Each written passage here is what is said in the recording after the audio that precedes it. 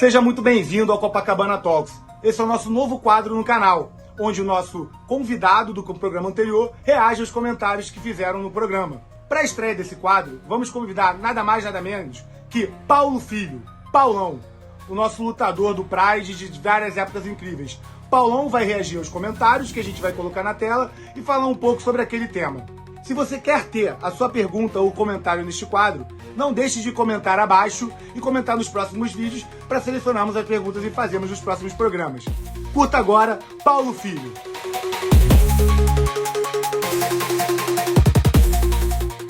Primeira pergunta, tá, Paulão? Do Albimendi Júnior. Seleção brasileira de judô. Faixa preta, campeão de jiu-jitsu brasileiro e monstros nas artes marciais mistas.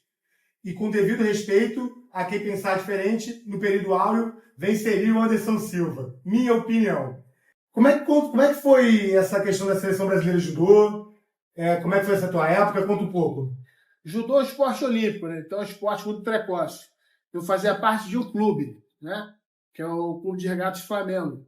E o clube não é uma academia, né? O clube você tem que cumprir certos, né, requisitos ali no quesito competição, por exemplo. Uhum. Quando você virava juvenil A, que era de 15 a 17, você tinha que competir em todas as categorias. Então, com 15 anos, eu já competia de 15 a 17, de 18 a 20 e de 20 em diante. Tipo, eu tinha que competir as 30 categorias.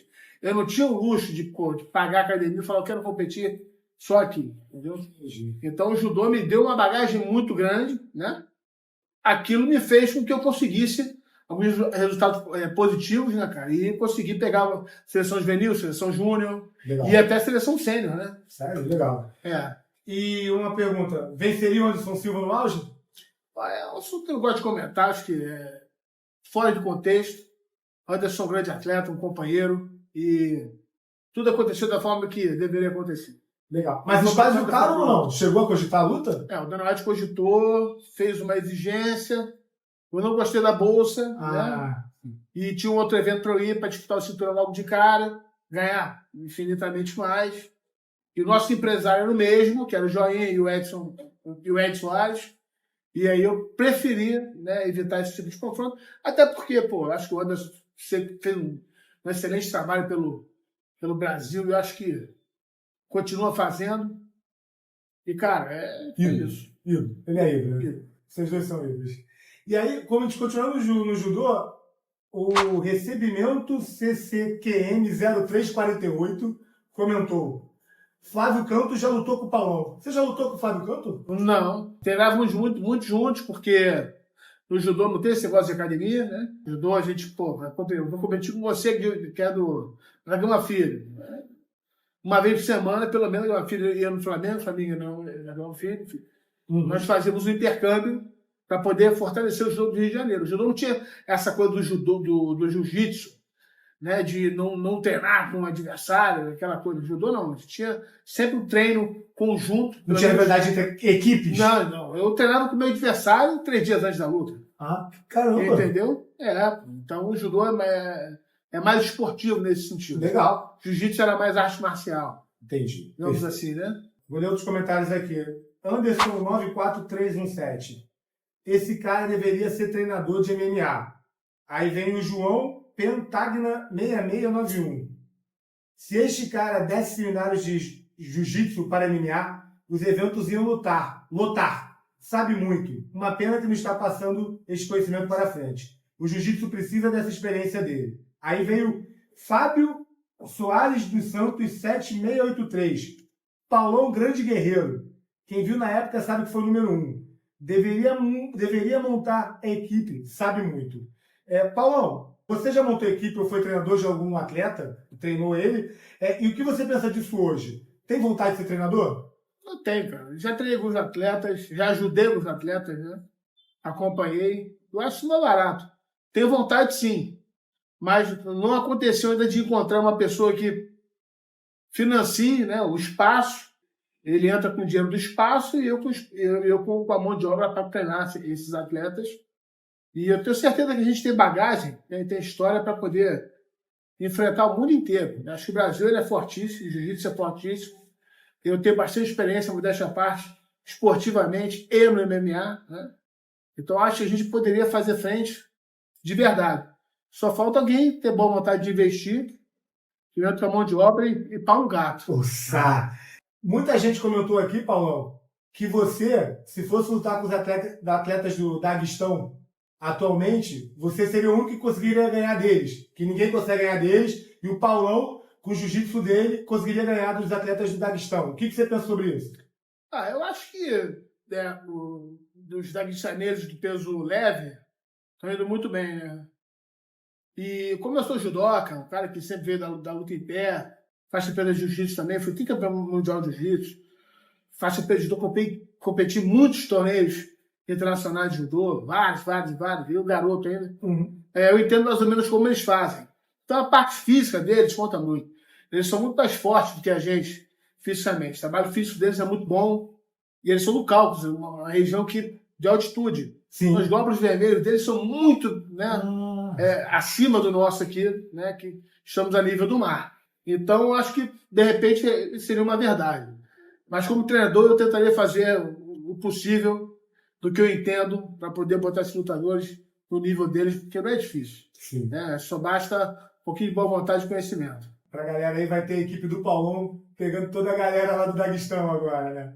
Se depender deles, eu tô aqui. Olha, esses comentários eu achei bem curioso, tá? O André Gabriel veio Fussi Marina 5580 comentou: Paulão com os mesmos trejeitos do mestre Carson Grace. Ossa!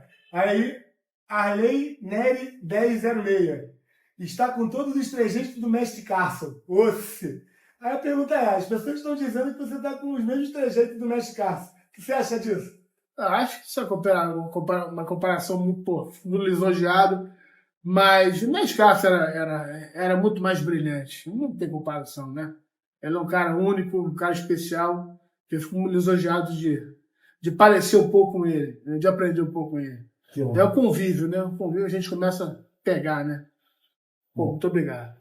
Aqui agora falando uma galera que falou do seu da sua parte do podcast, falando do Vitor Belfort. Sim. Vou pegar alguns comentários.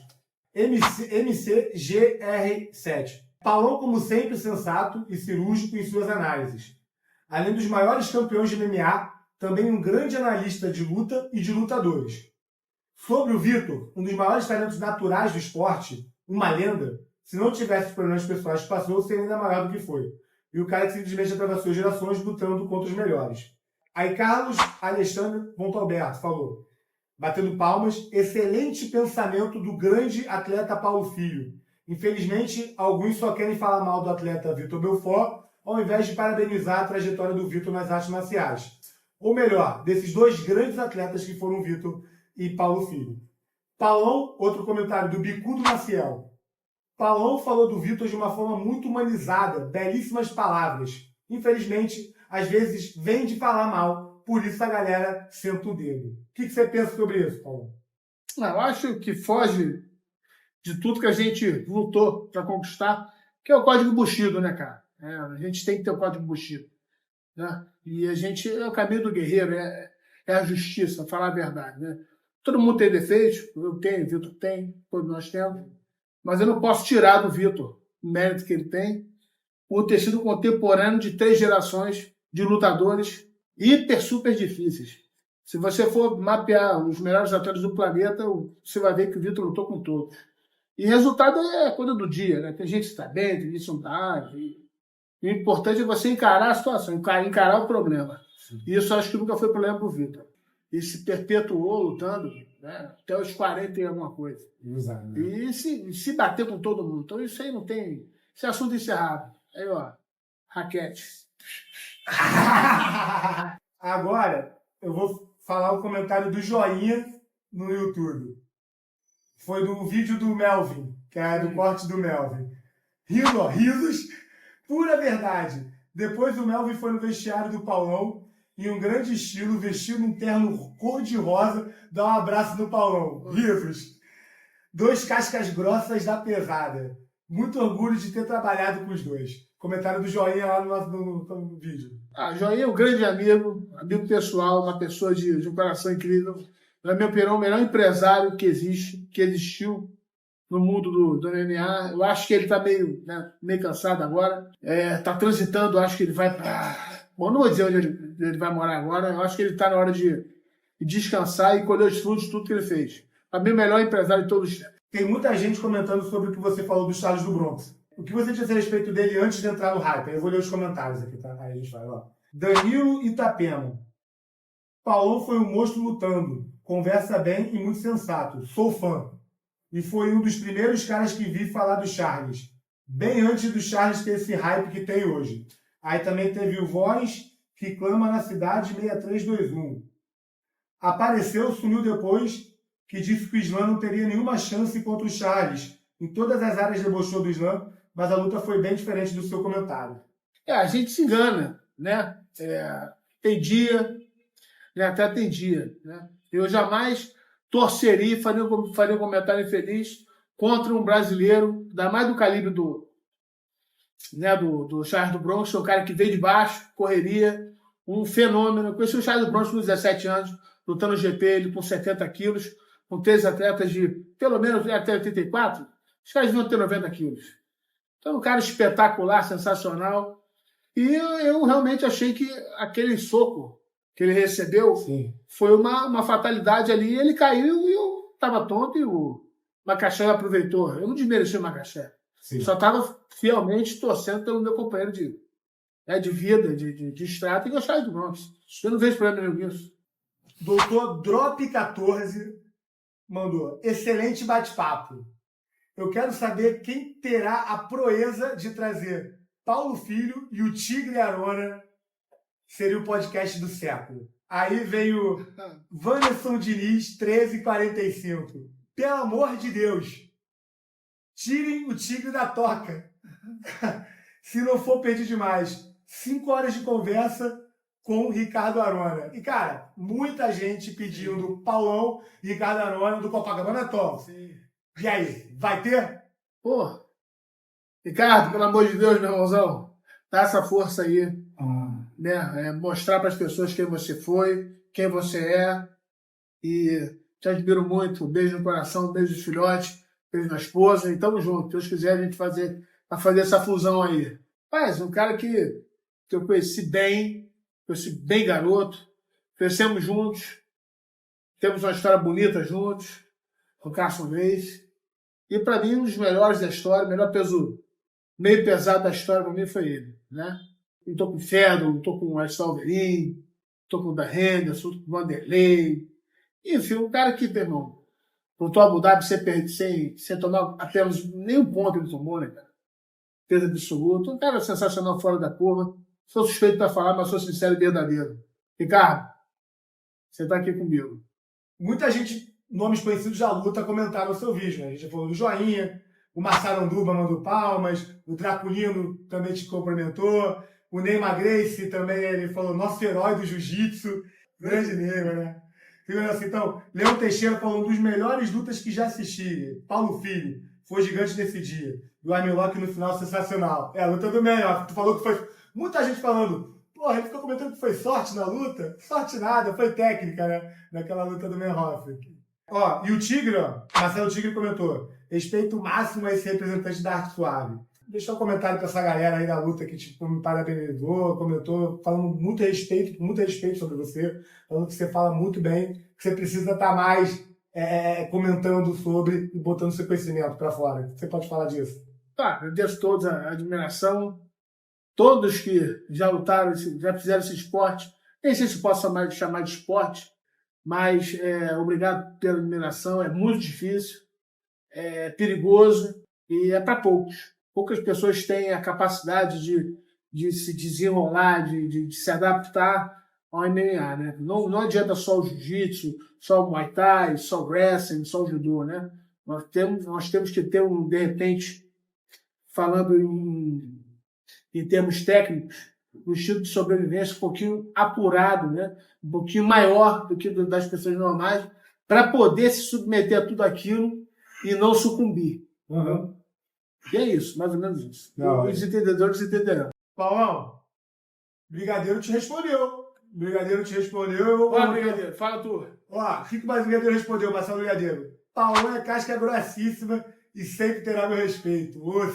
Obrigado, Brigadeiro. Isso aqui é tudo jogo de business. E continua fazendo seu trabalho. Seu trabalho é bem bacana, com meu amigo Zulu. E espero que ver, né, na sua academia bastante campeões, bastante atletas de primeira categoria, que eu tenho certeza que você tem capacidade de fazer muito, muito melhor do que muita gente aí. E tamo junto. Eu queria te fazer uma pergunta que está fora aqui do roteiro. O que você diria para um jovem hoje que quer se aventurar no mundo do jiu-jitsu e MMA? Por onde começar? Enfim, o que você poderia falar para esse cara para ele chegar no dia onde você chegou? Parte técnica, muita parte técnica, respeitar pai e mãe, muito cuidado com relacionamentos, tanto com amigos, tanto com namorados, enfim, né? Treinar duro, manter o foco, sempre estudar mais um pouco sobre os atletas, sobre o que está acontecendo no meio do MMA, os estilos, as técnicas, as tendências, e trabalhar duro. Nada de festa, nada de drogas lícitas e ilícitas, entendeu? É treino duro e luta fácil. Dormir cedo, se alimentar bem, respeitar pai e mãe e let's go. Para ele virar um lutador mesmo de competição, de MMA, como é que é isso? É procurar um empresário antes? O que ele precisa fazer para arranjar uma academia que seja uma academia que dê projeção de MMA? Um cara que está numa cidade interior, assim, sabe? Ou, enfim, no Brasil, nossa condição dos nossos jovens, né? Como é que ele pode fazer para poder crescer e lutar aí nessa parte de empresariado, de casa-luta? O que você pode falar um pouco desse início aí? Porque você foi exceção, né? Você já estava no top das cabeças, mas o cara, hoje em dia no MMA, você tem campeonato amador, que também o amador funciona muito mais lá fora do que aqui, né? Você vai ter campeonatos menores. O que você indica para ele?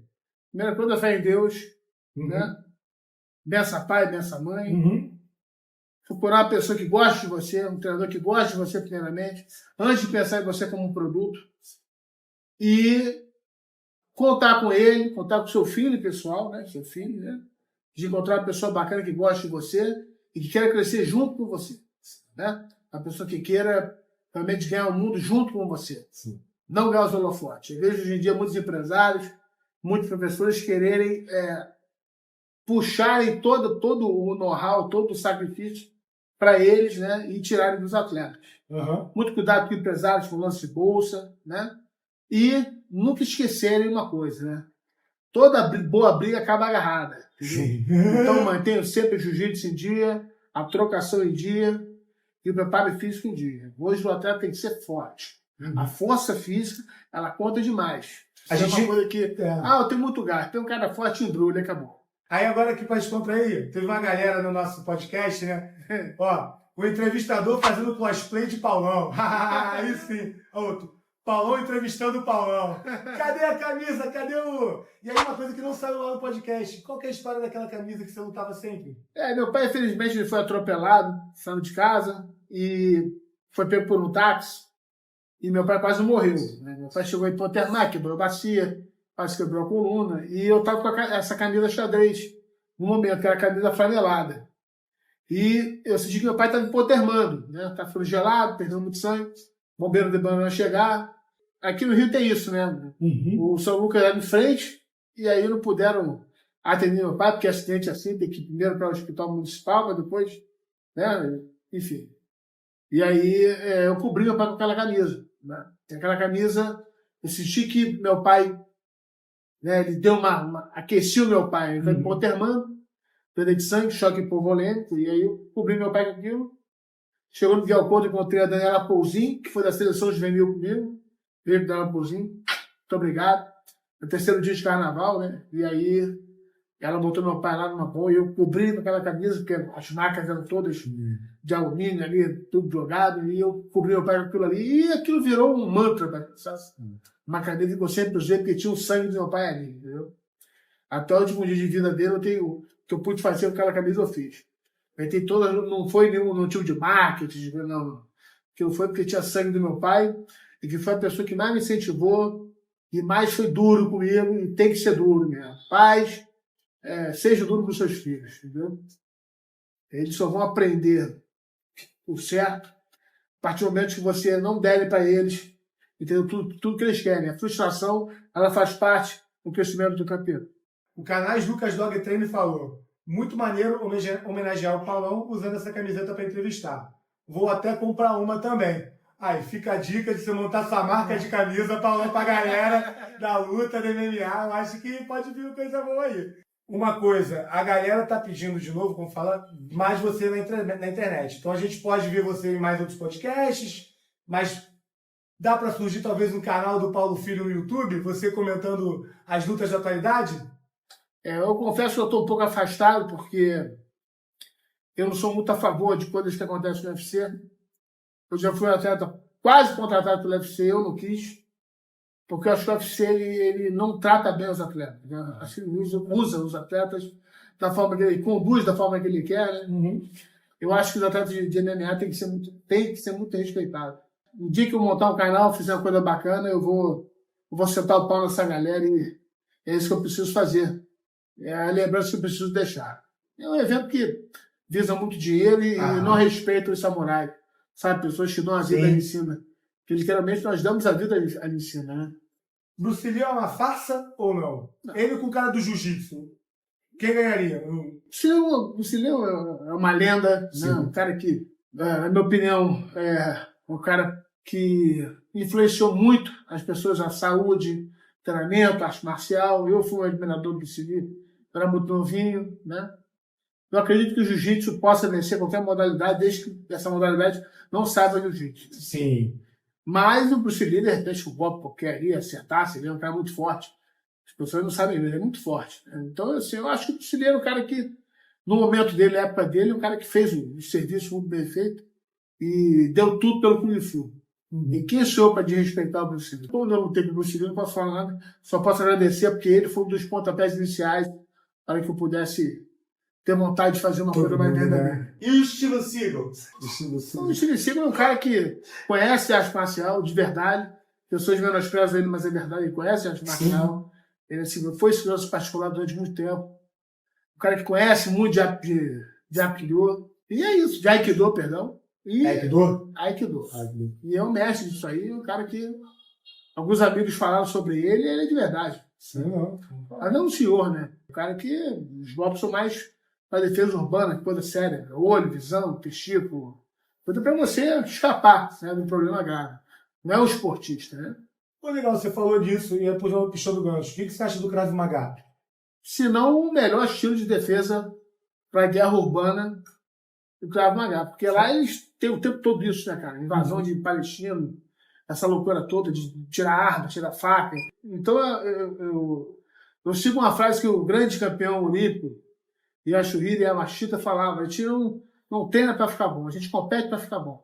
Então, quanto mais situações nós passamos, situações reais, né, elas fazem muito mais sentido do que treinamentos apenas. Entendeu? Então, quem pratica uma coisa real o tempo inteiro, vive aquilo ali o tempo inteiro, acaba se tornando melhor do que quem só pratica por praticar. Então, acho que Israel, em termos de defesa pessoal, está muito à frente. É uma palavra para o público do Copacabana Talks podcast. O que eles podem esperar de que a gente vai ter mais Paulão nos próximos dias aí, nos próximos programas? Que a gente vai ter o Paulão como co-host do Copacabana Talks e a gente vai levar a galera, você vai sentar do meu lado para a gente entrevistar as feras brabas do MMA. A gente tem esse acordo? Acordo fechado. Perguntas objetivas, técnicas que possam somar, entendeu? Perguntas que não sejam para denegrir, perguntas que sejam para somar, que todo mundo saia satisfeito e informado a respeito desse mundo, né, que é o MMA, que ainda vai crescer demais, e eu espero poder dar minha pequena contribuição junto com vocês. É um grande prazer. Código Bushido. Código Bushido. Só isso.